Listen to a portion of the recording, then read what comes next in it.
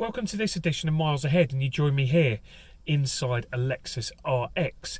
Now this is the F Sport edition. It costs £58,540 all in, and the only optional extra you'll see in this video is the white metallic paint, which comes in at £670. So we're going to have a look around the exterior. We'll come back in, check it out in here, and we'll take it for a drive as well. Now this is a hybrid, but it's a self-charging hybrid, which is good because it means you don't have to take your plugs and cables with you. It just it regenerates the battery as you go along, so it is capable of driving on full EV mode up to around 30 miles an hour and sort of under light acceleration. Otherwise it's got a 3.5 litre V6 engine. It kicks out, I think it's 310 brake horsepower, so 0 to 60's ticked off in 7.7 seconds. You know, so it's not going to raise too many pulses in that regard, but they have done a wonderful job in making this just a nice, comfortable, polite, relaxed car. I mean, it's, for me, I think this is what SUVs should really be about. I think they're fatally dynamically compromised anyway, certainly when you get to some of the performance level SUVs, where Lexus has gone, no, we're not going in for any of that. We're just going to make a nice, relaxed SUV. So very smooth, very comfortable, and sort of first impressions, you know, everything in here is really well put together, as you'd reasonably expect. And yeah, everything in here is standard as well. But we'll take a closer look at it and draw some conclusions near the end. We'll, you know, look at the good spots, look at the bad spots, and yeah, we'll take it from there. But let's get started by having a look at the exterior. And here it is. I think it's quite a handsome car. I like the way it looks. It's not too brash, it's not too bulky, but you know, it is still quite a big SUV. There's plenty of space inside. Remember when Lexus started with this design concept a few years ago, and these cars, they did look a bit sort of otherworldly, a bit sort of, you know, the jagged edges and all that sort of thing. But yeah, I've grown to quite like it, and I like the way this car looks. You get that big front grille at the front there, Lexus badge, so you get the full LED headlights on this. They're both good and bad, as we will get onto in a bit. This being the F Sport, you get the upgraded 20-inch wheels. I think they definitely suit the profile of this car better than the 19s. Get F Sport logo on the side there. You get the black mirror casings there as well, and there's privacy glass in the rear. And yeah, it slopes away quite nicely at the back as well. Yeah, I do think it's an attractive car. Like the way the lights look on the back there as well. But while we're here, we'll just have a quick look in the boot. So yeah, everything's relaxed about this car. Even that takes its time to get moving. So got all the stuff, baby's pram bassinet in there, and everything fits in perfectly. And you've got the parcel shelf as well there. Press that, beeps to go back down. You can move the rear seats forward as well, so we'll have a quick look in the back now as well while we're here. As you can see, there's loads of space in there, so you can recline the rear seats as well, so good for those long journeys. And you've got the rails down here for moving that backwards and forwards. We'll just jump in. Yes, it's nicely laid out in here. There's plenty of headroom, and you get a nice armrest there with these really clever cup holders. I really like the way that pops out, comes together. And this also, you can through load into the boot. If I can get hold of the catch with one hand, yeah, there we go.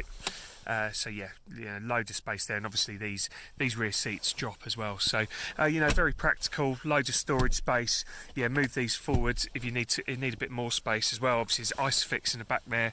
There's plenty of legroom. This seat's in the sort of exit position at the moment, so yeah, so there's loads of room in here. It's very comfortable, nice to be able to recline on those long journeys as well. You'd have no complaints as a passenger in one of these. But what's it like up top? Oh, this is the view from the driver's seat. Yeah, you get a nice high position overlooking the road, and again, very spacious up here as well. And these seats are really, really comfortable as well. There's some quite clever storage touches in here, so the door bins, you can slide those out a bit, and there's plenty of space in there for bottles and whatnot. And you also get a little storage bin at the top here, which is quite clever. And just while we're here, the glove box, nice and big as well. So, you know, you're not going to go wanting for storage space. And even down here, there's a clever pocket that holds your phone in place for you down there. Cup holders, everything else. And this is where the driving modes are done from. So you get Eco, Normal, Custom, yeah, Sport, Sport Plus. Turn traction control off if you want. It's got this EV button as well. So if you're just cruising around in town and you just want to run on electric only, you can. There's another storage bin down here. couple of USB chargers and a 12-volt socket. There's quite a deep bin as well in there. Again, you know, just, yeah, there is plenty of room from here. But we shall start it up, so the power button's down here. Everything comes forward. The seat goes forward from its exit position. I'll just put that back again.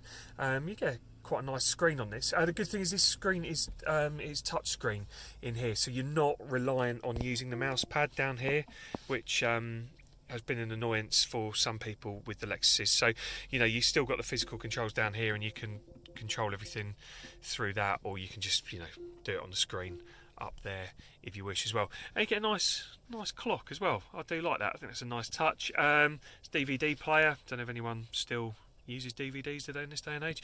And all your HVAC is down here, and, you know, tune your radio. But the way the movement in these buttons is absolutely superb. It's really, really nice. It's quite satisfying to do, and like even the buttons on there, it just, yeah, everything feels nice to the touch, and everything sounds nice. They've done a good job with everything, getting nice soft sounds coming through. Anyway, there's a mobile charging pad down here, and as you can see, you've got heated and air conditioned seats. Again, another bonus for those long drives, and you've got sort of hill hold and everything there. So just one quick look at the instrument cluster up here. So it doesn't give you a rev counter to start with. It just lets you know what the eco mode is.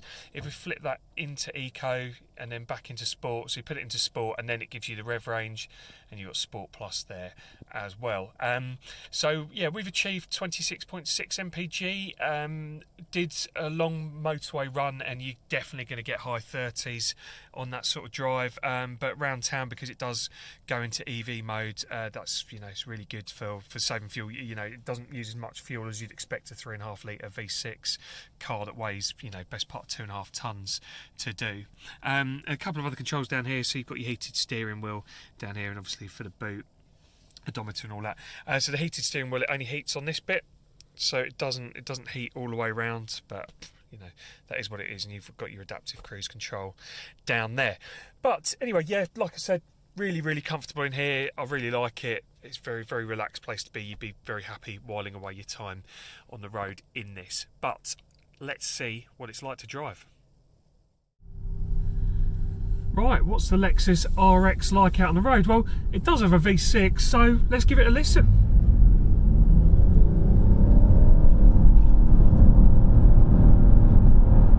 There's a bit of noise from it, nothing to really get you going too much, I wouldn't suggest, but you know, there is enough there. And like I said, it does do 0 to 60 in 7.7, not the quickest going, but you know, I don't really see the problem with that. It does pick up pace all right, like when you're out on the motorway, so in sort of real world setting, it's fine for that sort of thing. And it's just the emphasis of this car is definitely on smoothness and refinement. I mean, it's really quiet in here, not much road noise. We're not on a particularly good section of road here. It's quite scarred and potholed. It's just nice and smooth. I've actually grown to really, really like it. I was worried that I'd find it a bit boring, and I mean, it is a bit boring, but it's boring by design. It's supposed to be. And like I mentioned, I quite admire that Lexus haven't gone in for the performance SUV thing, because I think SUVs, because this isn't really, like when I was growing up, right, a 4x4, what has become an SUV, a 4x4 was just a rugged off-road. It was like a Range Rover, a Defender or something like that.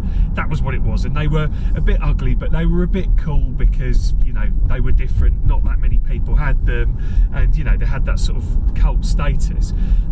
Since the sort of sport utility vehicle concept has come in, their focus has completely shifted away from sort of off-road capability.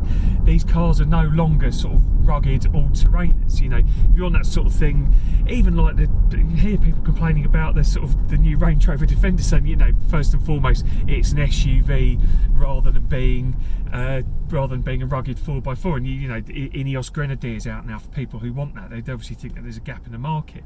So the SUV really has become a more refined family vehicle, and that's what this Lexus RX is. It's just, they've said, no, we're going to make a super smooth, super comfortable, practical family SUV, and to give them their dues, I think they've nailed it.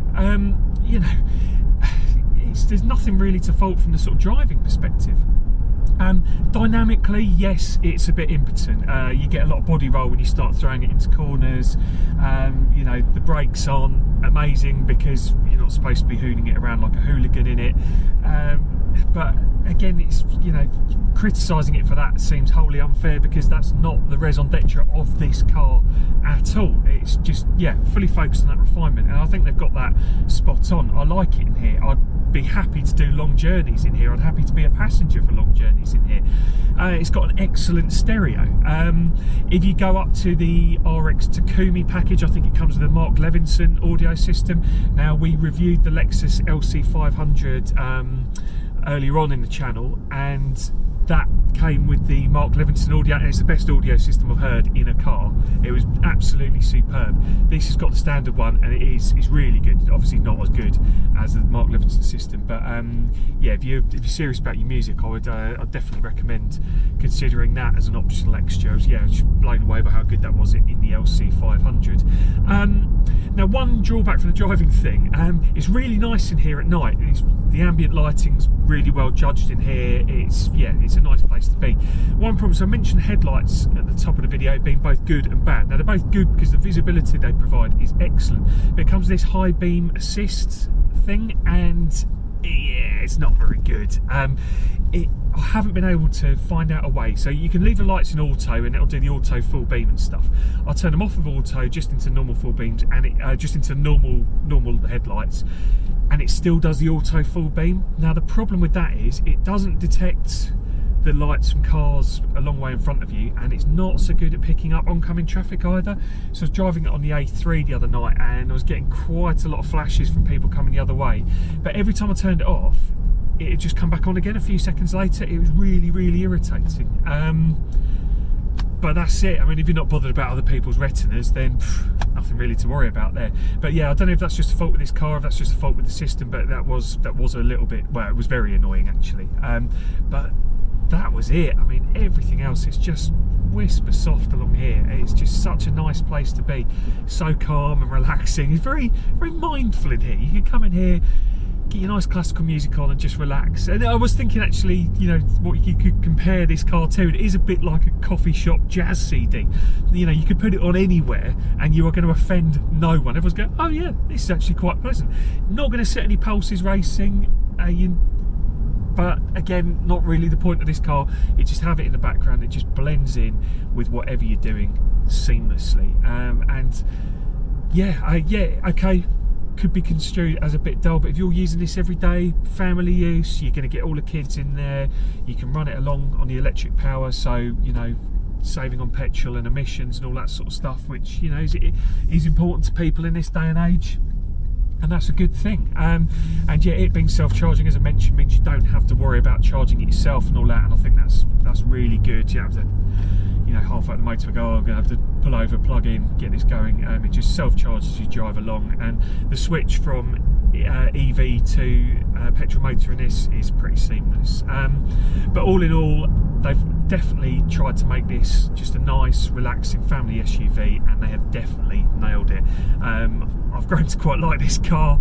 It's done everything you want of it perfectly. Yeah, you're not gonna go out of your way to find your favourite B roads, but I mean, as I keep saying, keep coming back to, that's really not what this car's designed for. So, you know, the F Sport, it's probably writing checks that the car can't cash. There's nothing really sporty about it at all. You just get a higher trim and, you know, nicer interior and all that sort of thing. But I've been really impressed with the ride quality and everything else. Just how easy this car is to drive as well. Steering's nice and light, very easy to get on with. You don't really get disturbed by potholes and everything else. And like I mentioned, we're not on a great road surface at the moment. It's not really been disturbed at all. Going over speed bumps, yeah, no drama. So yeah, all in all, is this a perfect family SUV? Yeah, probably is. You know, you're going to get everyone around safely, calmly, slowly. It's a very polite, pliant car. Yeah, I've probably been waffling on for far too long now. The upshot of this is I do actually quite like the Lexus RX. I hope you've enjoyed this video. If you did, please hit the like button. Please also consider subscribing. We've got loads on the channel and we've got loads more coming up on the channel. Bit of a change of scenery for the next video. We've got a Lamborghini Aventador S. So yeah, really looking forward to that one. We've got a Cupra Formentor, and we're speaking to a few people about a few other bits and pieces as well. So just coming up to Christmas now, so yeah, winding down a little bit at the moment, but we'll be back with plenty more in the new year. So yeah, please subscribe and hopefully we'll see you soon. Thanks.